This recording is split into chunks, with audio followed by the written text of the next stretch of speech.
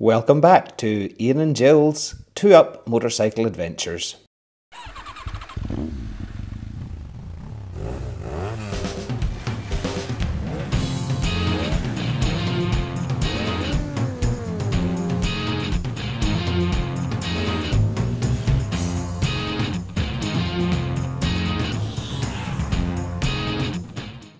In our last episode, we had just checked into our accommodation in Kraków. We booked a walking tour and headed into the city to do the tourist thing. We decided to walk because we were only about 15 minutes from the Jewish quarter and about half an hour from the castle.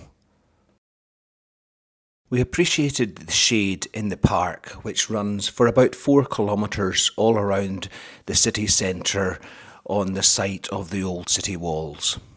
About 5 years ago, I'd spent some time in Kraków with Antonio and had been very well looked after by Norbert from Sabre. We had reached out to him to meet up again and he had given us some good recommendations for restaurants. So we tried one of them. A delicious pork tenderloin, sheep's cheese, cranberry sauce and some traditional potato dumplings. We had 4 kilometers long walls with 47 towers, and now only one gate, St. Florian Gate, and 3 towers. We've had some great free walking tours over the years, but this one from Walkative was particularly good.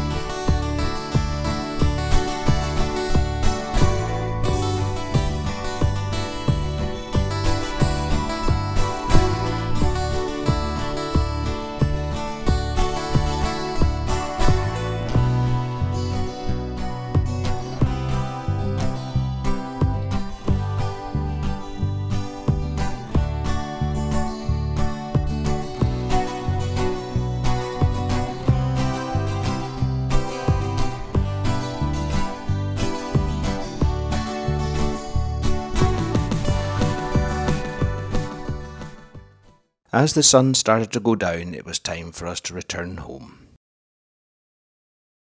We started the next day with some very nice pastries from a nearby bakery. We then spent a happy time with some fellow Christians who we had made contact with the previous day. Thank you very much, Edwin and Avi and Agneta, Jasmine, too many to mention, for such an encouraging time, and we look forward to seeing some of you, if not all of you, in Belfast at some stage. We spent the rest of the day revisiting some of the places that we had visited on our walking tour, this time at a more leisurely pace.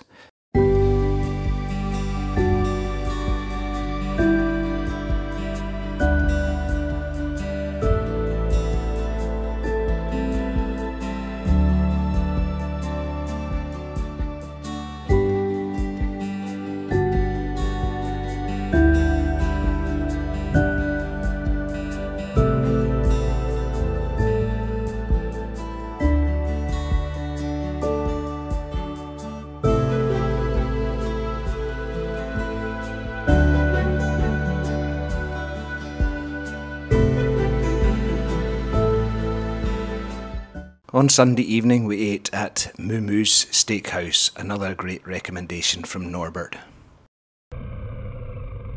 The next morning we had an abnormally early start, before 7 AM, and headed off to Auschwitz-Birkenau. 5 minutes. till the driver comes. Oh no, wait. 5 minutes now. The bus driver must have overslept, but he eventually arrived. We parked at the Birkenau camp because we wanted to get away quickly after the tour, since we were hoping to also squeeze in the salt mines later that afternoon. This was the first visit for Jill. I had been before, but was looking forward to a return visit, if looking forward is the right phrase, because it was truly a chilling experience. Stanisław Skalski. Agnes Mumba.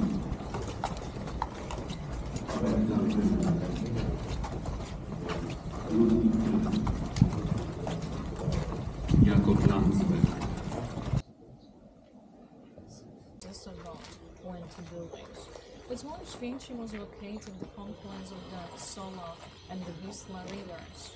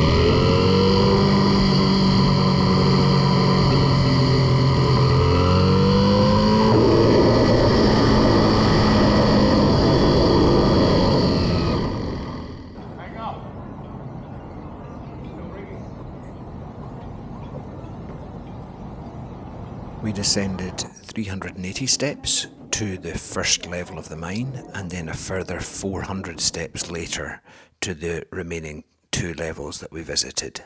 There are actually 9 levels in this mine, although they plan to fill the bottom 4 with sand to make the city more stable.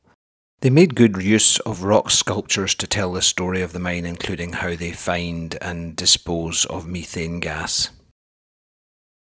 Interestingly, most of their original equipment was made of wood, which was preserved by the salt, rather than metal, which was corroded by it. Near the bottom of the tourist trail was an enormous church made entirely of salt sculptures. These were not sculpted by artists, but by 3 of the actual miners themselves.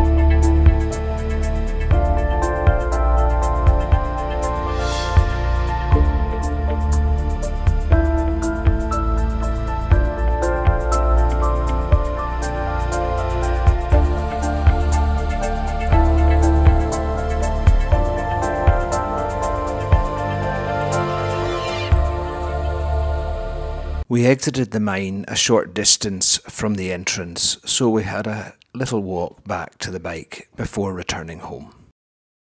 That evening we met up with Norbert and had a lovely evening chatting over old times, and then on the way home he introduced us to some really nice street food very close to where we were staying. You caught in smoke?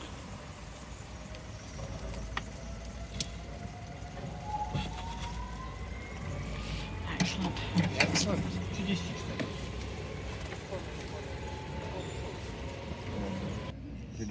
Times Square. Okay. So you have this on Times Square regularly, or just once a week?